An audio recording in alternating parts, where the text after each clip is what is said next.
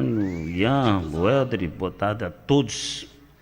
Eu não tive tempo de muitas conversas hoje, porque eu estive na Procuradoria do município a manhã toda, resolvendo um problema particular. Eu quero agradecer a atendimento na Procuradoria. Mas eu não entendi se alguém criticou, porque eu citei hoje apenas que todo mundo tinha que ter conselho de ética, mas os que mais funcionam é o Conselho Regional de Medicina, a OAB e o Conselho CREA.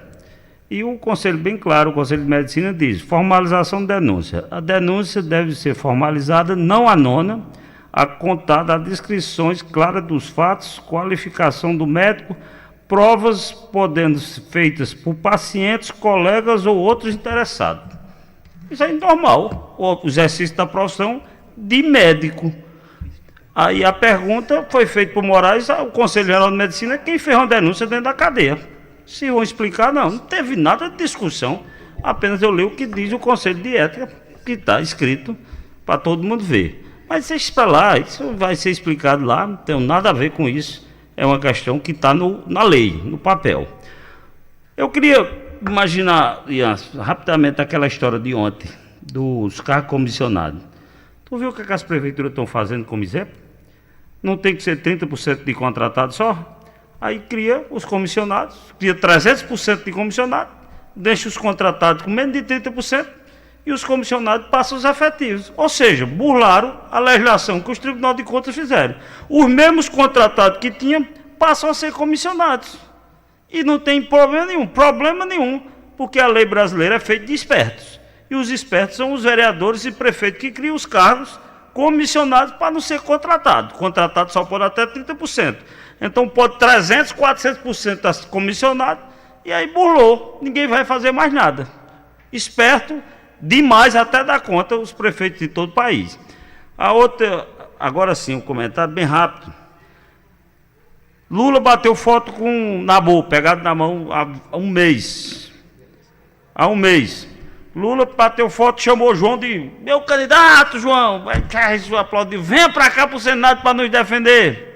Hoje Lula com veneziano. Aquela história, a mesma pergunta. Claro que Lula não vota aqui, vota em São Paulo. Mas qual dos três vai sobrar na curva? Só pode 2. Não pode chegar a 3 ao mesmo tempo. São 3 senadores por estado, mas renova 2/3 e depois 1/3. E agora vou renovar 2/3. Tem 3 candidatos e Lula está com 3 braços. Não tem como botar a mão no pescoço de um e no outro, fica um sobrando.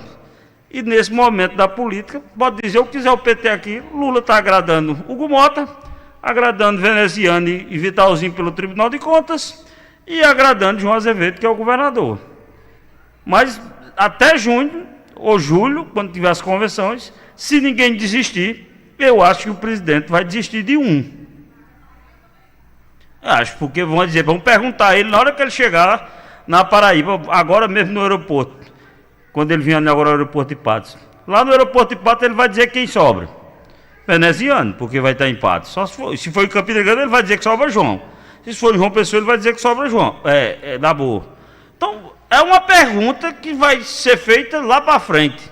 Mas a pergunta é, quem Lula vai decidir que o PT vai apoiar? Que quem decide na Paraíba é a Nacional. Não é Cida Ramos, não é ninguém, não é Ricardo Coutinho, não é Frei Anastácio.